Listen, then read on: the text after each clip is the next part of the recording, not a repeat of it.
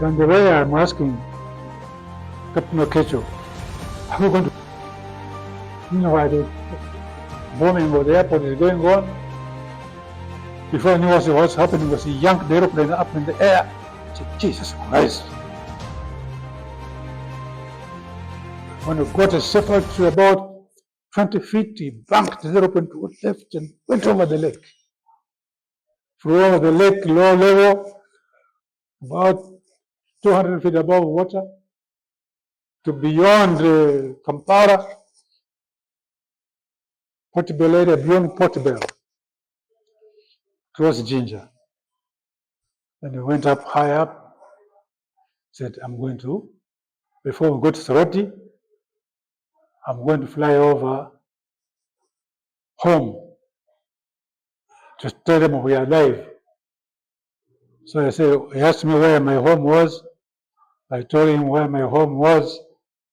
When I did some circuits, I don't think I could even locate my home from about 1,000 feet above ground.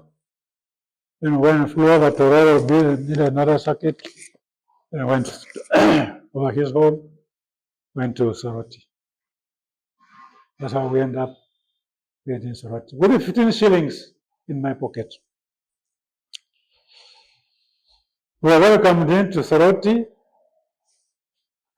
and we were welcomed in Soroti. As we were going, among the passengers, we had a couple of passengers. You had a couple of passengers in All engineers, and one other pilot, late Captain Tinker, who passed on. And I went to Soroti. Also, we met with the people in Soroti and explaining to hear what's going on back where we came from. We had a lot to talk about. But eventually we ended up they were accommodated in the Soroti Hotel at the expense of Uganda. I think the Uganda Airlines, I don't know who was paying that time the bill. But we ended up in a room each. Everybody who came from Entebbe was in that place, including the Ministry of Intelligence, State Research Bureau. And Captain Okweyo was in his room. The design of such hotel is that you've got two entrances. The front has got an entrance and the back has got a door. So I didn't know what I was planning. But each time he was moving up and down. facing up. Yes. The same way with the security also facing up, monitoring his movements. But when we were questioned by the people who were welcomed us to be careful the way we talk, the part of the group who were listening out were actually Armenian soldiers who were running away from Entebbe in civilian clothes. At that moment, I decided that I had to continue.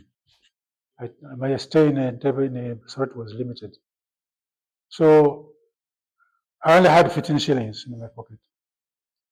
So I asked Captain Okweyo if he had any more money. So yeah, I've got some money. So can you lend me 30 shillings? So he lent me 30 shillings. I ended up with 45 shillings in pocket. I went back into Soroti town and checked the movement of the buses. And there was a bus the next day leaving for Mbale. I jumped on that bus. The bus was supposed to take 60 passengers. We were about 110 passengers. So I was sitting next to the driver up to Mbale. Just before Mbale, there was a massive roadblock by Armenian soldiers. And everybody get out. Kila mutoka. They all get out. Identity card. Showed my Uganda Airlines identity card. Thank God that the Uganda Airlines identity card at the time resembled the ID for the State Research Bureau. It was similar, looked alike. But you had to look and scrutinize it. Then we'll be able to tell the difference. So after that, we all put back and again the bus ended up in Bari. In Bari again, I was met by the brother of my roommate. I went, was entertaining me for another 2 days, then proceeded to roll, then back to the village, through Banya Road, back to Nairobi. In Nairobi, I meet with Captain Mbuga with his group in 680 Hotel, which was more or less the base for monitoring what was going on in Uganda in 1979. That was a moment really of how to escape all the, briefly, how we escaped, ran away from Entebbe. I was meant to understand there was a flight thereafter when we left Soroti, when I left Soroti. I saw for a flight from Captain Okweyo, who flew at night from Soroti without lights on the runway. Took off, being chased by State Bureau, and flew all the way to Dar es Salaam. When they enter Dar es Salaam, they are put in jail. That's another talk for another day. We're going to be taking a very short commercial break, and when we return, Captain Okweyo is going to be beginning from where he has left us at, because this conversation deserves, to go up until it ends. It's still the Aviation Blueprint right here with me, Olivia, that can be proudly powered by the Mboa Aviation Media Foundation.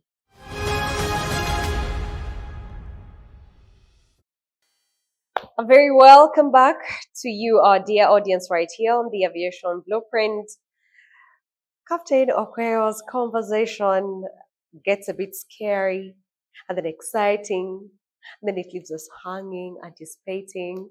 But I mean, that is what we live for, because there's loads I've actually gotten to know, most especially about the turmoil that led to the downfall of the East African Airways. And who would have better told this story other than Captain Okweyo himself, the man I have been reading about in the newspapers. And today we actually got to, sit close and have this particular conversation for your sake.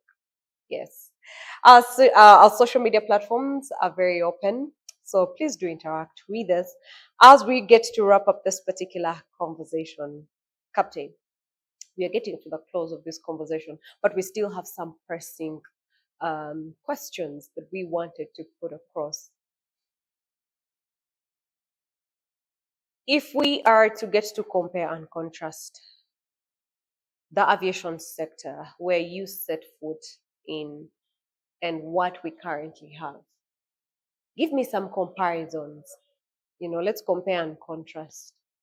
Who had it? Who didn't have it? What do we learn from either side based off of where, we want to be as an aviation sector? The aviation today, the aviation industry today has changed a lot.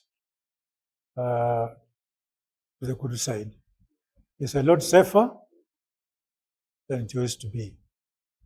For a simple reason, the aircraft, first of all, the aircraft systems, navigation systems, are more modern. We use now global, instead of using the archaic system we used to use a long time ago, like the Doppler navigation, and the long-range navigation, which was simply, in short, we are calling the LORAN. The Decker navigation, which was mainly for the sea, the ships at on the high seas. It's no longer used in aviation now. Today, the industry uses more modern aeroplanes, equipment, particularly the global navigation, which is based on the stars, satellites. They are more accurate. Also, the aeroplanes have become more efficient, and this has been a gradual change for the better. That's why I say But aviation today, it is safer than when it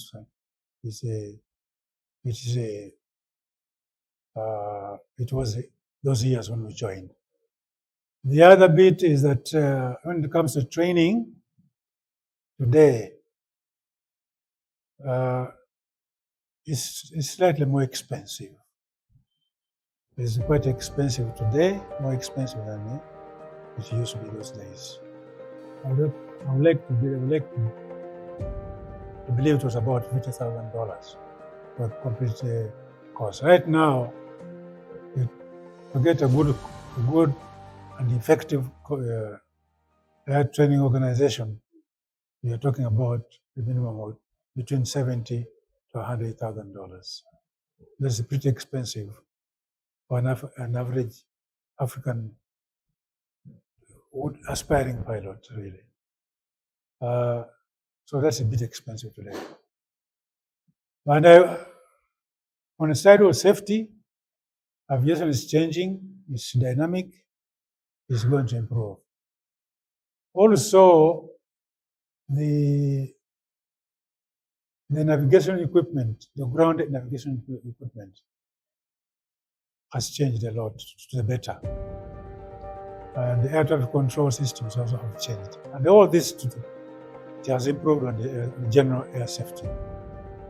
That's why I said in the earlier beginning that the aviation sector, aviation today is much safer. You're better off to travel by air than to travel by road or by any other means. How about the quality of the outputs in terms of human resources? I remember you told me in your times, entry was based off of merit. It's the same today. Entry into aviation sector is a merit. Now, you have to be competent to be able to enter into the training, to excel in the training, and also in the initial entry into the airline. You have to be, it's based on merit. And as it was with those days, and it's more so today. But then, what you think that parents who are in a better position to provide for their children now kind of have an upper hand in sending their children to, say for example, flight school because of the expense involved? My personal advice to the parents or the sponsors to be, to the future pilots, my advice that the decision making here is left on the pilot or the young men and the women to make a decision. One, they must have the proper educational background. You must have that. You must be scientists with the proper combination at school. The second, that the industry involves a lot of strict medical checkups. So you can't just force a candidate that he must be a pilot. He or she must be a pilot. The whole onus is on the candidate himself or herself. They must like the profession. Two, you put in the concept, it's an intensive course and a lot of with the progressive checks being carried out. If there's any lapse in progress, then that person is likely to stand a chance of being discontinued. So it's a rigorous training. But as I said, the onus is left to the individual candidate, individual person to make a decision. And another important point to note is this candidates, the candidates is not limited to any particular sex. It's open to both men and women. So we encourage also the girls who are able or have the liking of the profession to join. These days we have got a number. We have quite a number of pilots. Even I think, if I recall very well, in East Africa we have got a very senior pilot in in Kenya Airways, who is a female. We also have got in Air Zimbabwe. This happened to be my co-pilot on the 737s. She ended up as the Director of Operations in Air Zimbabwe. In Uganda Airlines, present Uganda Airlines, we've got a number of pilots, lady pilots. Therefore, the industry is open to both genders. I think what I would say that is that as the aviation has improved in air safety, it has also helped to improve the infrastructure. There have been a lot of changes also in the airports. New airports are coming up. The hotel industry is improving because of tourism sector is also improving.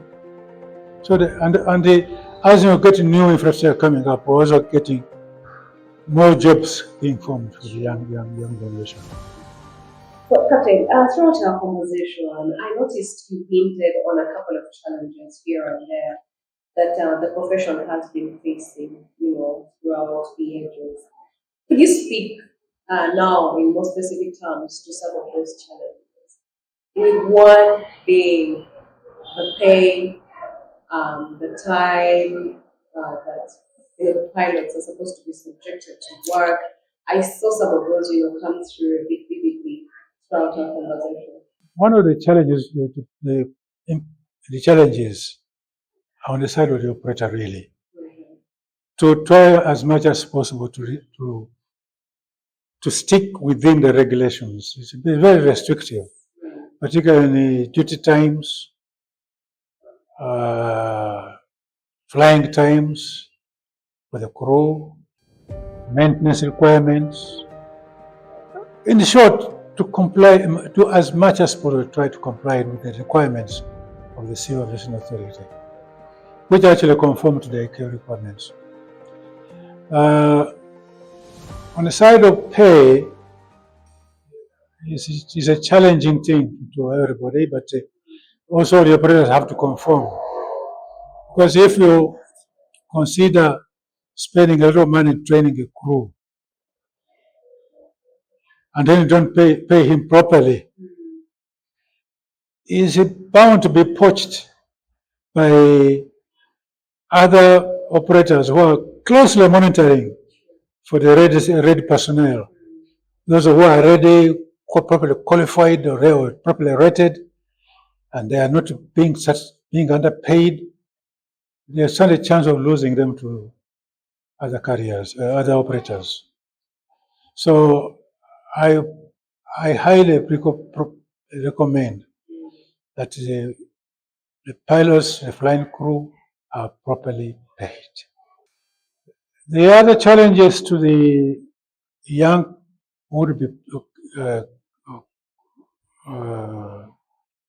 young men and women who like to join the profession is basically the high cost of training. And the other one is job availability. You see, for a pilot to come, when he comes out from the pilot training, the requirement by the authorities to get a license, he or she will be having approximately 240 hours of flying. But the operators go under very strict requirements by the insurance companies. They prefer crew who have got 400 hours minimum. So that leaves a very big gap and a big challenge to the young people who are just qualified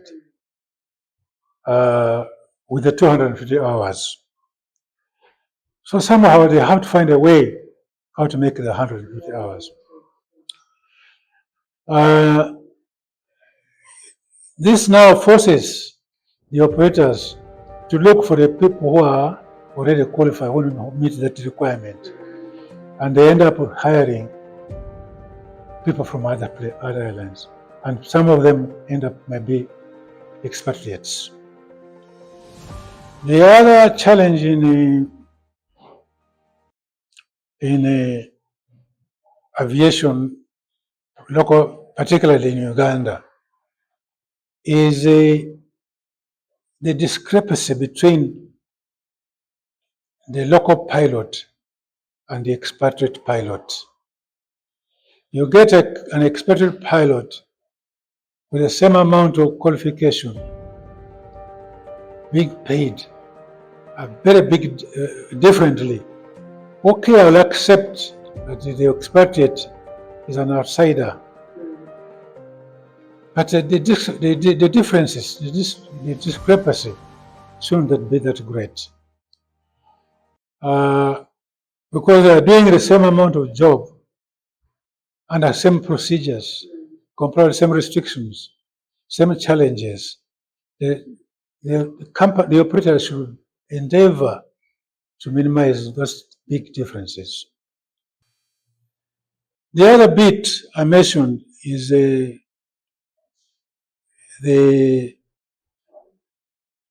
you come out from the training school or training organization with 250 hours, and yet the company wants 400 hours. So what do you do in between? Here? We went through a similar scenario when we finished training those days, and the trainers who in the East African Airways were basically whites. They gave the same scenario. Thank God that the overall bosses were government representatives.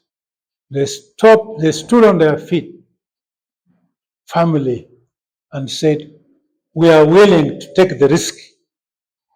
Therefore, you have to employ them. If it means paying more for the insurance, we shall do it. So they accepted the little extra cost on the insurance. And these are challenges which were not prevalent those days, but also they're there today. So I would stress on the same scenario, like somebody coming from the road flying school, the basic commercial pilot's license, or any other training organization with 250 hours.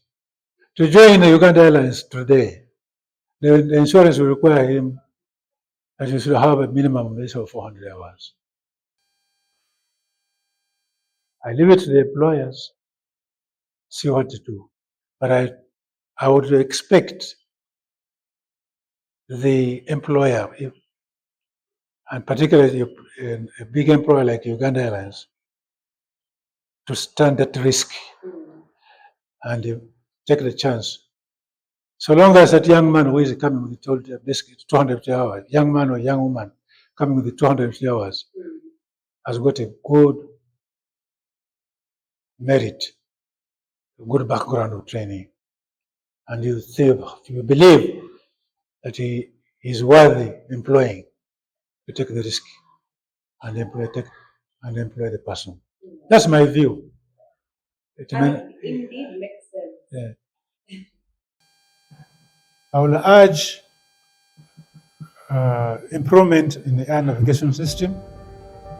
The ATC upgrade is ongoing in Entebbe, and to keep on keeping abreast with the new development to upgrade on the navigation equipment. The basis of good pilots. You see, the pilots we have today, tomorrow will be retiring. So to keep improving, we have to improve on the good establish new training organizations, both for pilots, technical staff, like engineers, and air traffic control. The new aviation organizations, improve on them, and fully equipped training organizations. So should be considered. On the one in Soroti, we should think of improving on it. They surely need. It has to be uplifted. It worked for And for my sake, really, I would encourage that the pay for the instructors is improved, both for the flight instructors and the ground instructors. The intake, we should have kind of, what would I call it, interaction with the schools, career guidance, to help those young men and women who like to, particularly those in senior 6, who like to, or even those in senior 4, so that when you have to go to higher, they know what combination to take. That is to find out if it's worth it joining aviation or not. So career guidance also should be encouraged for candidates in schools. Those aspiring to join the industry should not make it a point that know that the training is not only based on being financially able. One has to go through medical checks all the time, 24/7, until you retire.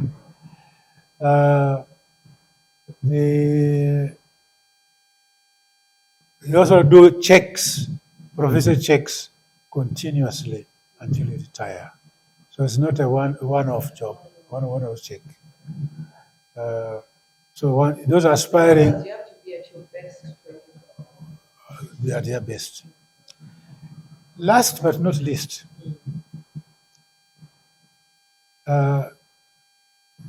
aviation industry, for those aspiring to join, should know that there's a lot of discipline, self-discipline. There is no policeman to guide you what to do.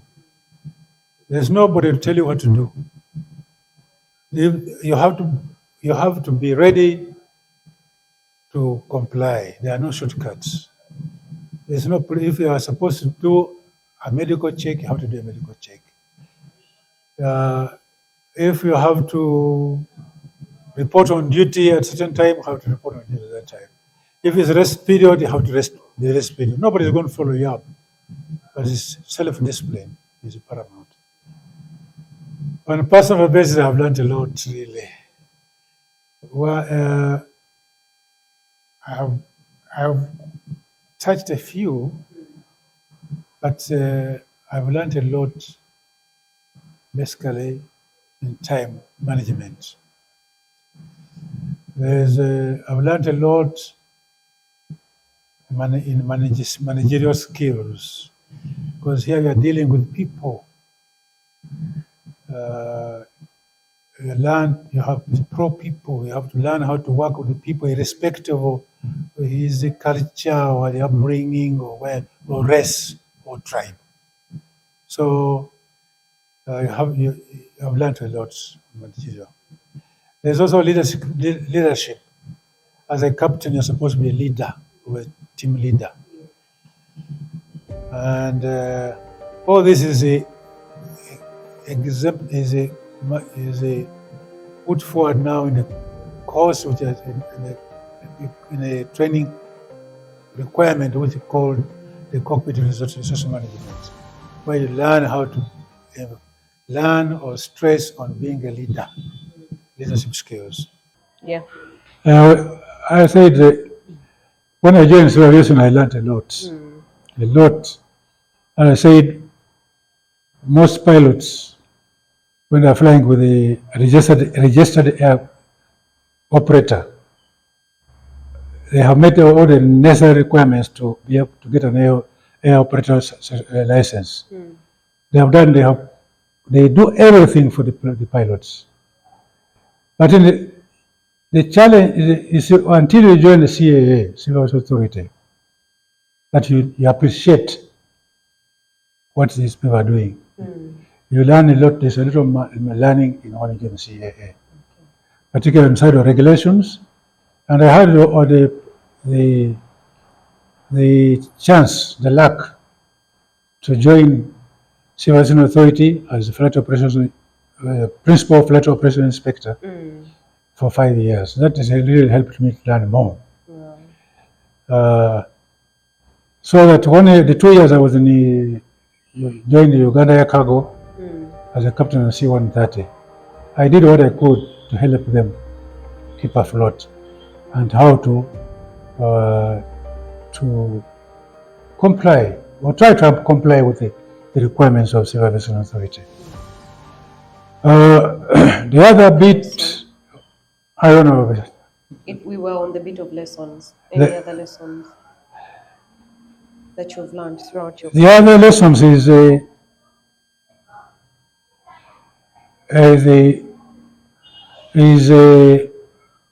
not take shortcuts. Sure. Not take shortcuts in aviation. If it follow the requirement which is required, what's necessary. Don't take less fuel. Don't leave the runway behind. Don't try to import procedures into the company you're flying with. Otherwise, you are violating the license under which the operator is licensed to operate. Captain, so many young people are out there.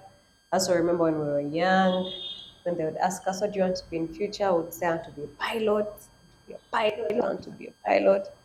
There's so many people in the aviation schools, and they would one day hope they would be up there in the skies, flying us left, right, and center. Now that we didn't qualify to be pilots, what advice would you give them to follow through in your footsteps? I'll put the advice in two categories, really. Okay. For the aspiring pilots, I would encourage them to take the right combination in school. Sure. You have to like the profession first. Don't get influenced by parents. You have to like the profession. So the decision making is on you and you alone. If you have any doubt whatsoever, then don't join aviation.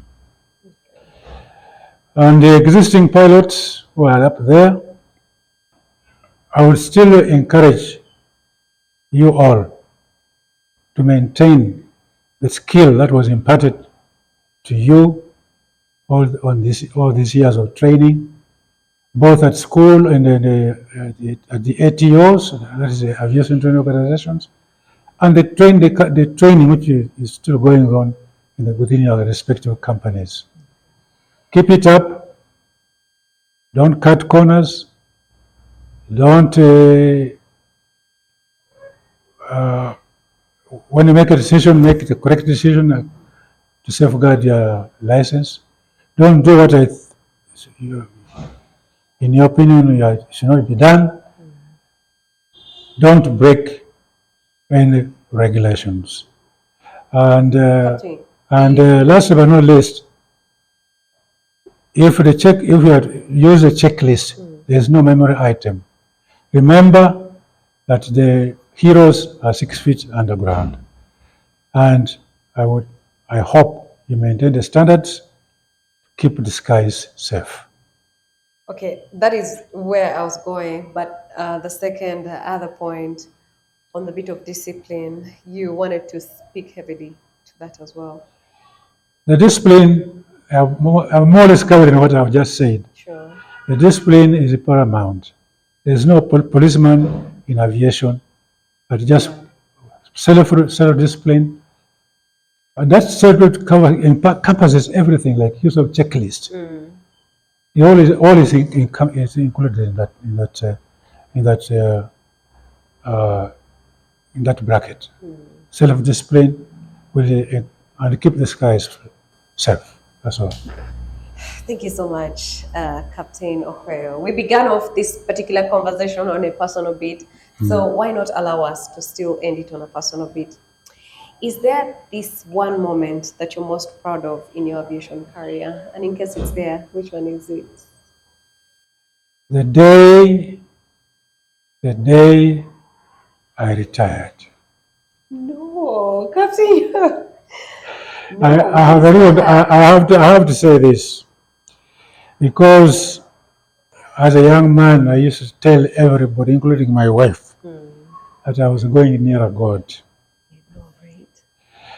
But it's not so. The higher I went, the more I discovered there's more space further on. So I encourage it, if it wasn't for the grace of God the Almighty, I would not have been able to retire after 41 years in aviation. The other gratitude is to my wife, who was able to bring up my family,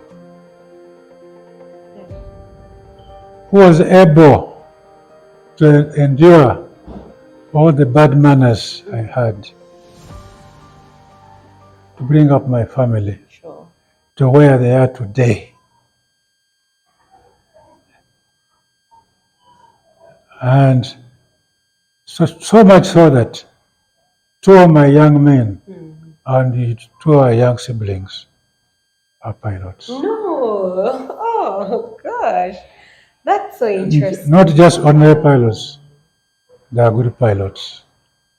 One is in Kenya, one is in Uganda.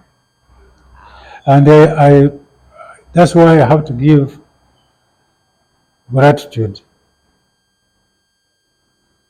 to the grace of God the Almighty, and gratitude to my wife, who helped me in those 41 years of globe-trotting. I know, right? Yes, globe-trotting. That's all. Wow. Okay, Captain, if you could relive one moment throughout your career, which moment would that be? I still insist on the day of retirement. On the day of? Retirement. No! You want that day to come back? Oh, God. Okay. Honestly, because, you can be, I've seen people perish before the retirement. Oh, yes. The other day we lost two young men, Eagle Air. The captain had 2 to 3 years to retire. Many of my colleagues perished before retiring. Yes. Who am I not to give thanks? And who am I not to remember that if it wasn't for God, I would not have been in there for those many years. And those years of being disciplined, my wife played a big part in drumming discipline into me. In fact, if I recall very well, in East African Airways, she would sit there with the questionnaires to ask me questions as I was revising my manuals. Wow. So she played a very big role in my career. She was there by me. She was there for the children. And honestly, our children, I can't complain. You fulfilled. I've only mentioned two, but there are many others. Oh, okay. Who have been successful. Oh, your final words. So what? Your final words. Final word is everyone watching us. To the final word to the industry. I wish all of you the best. All of the operators, please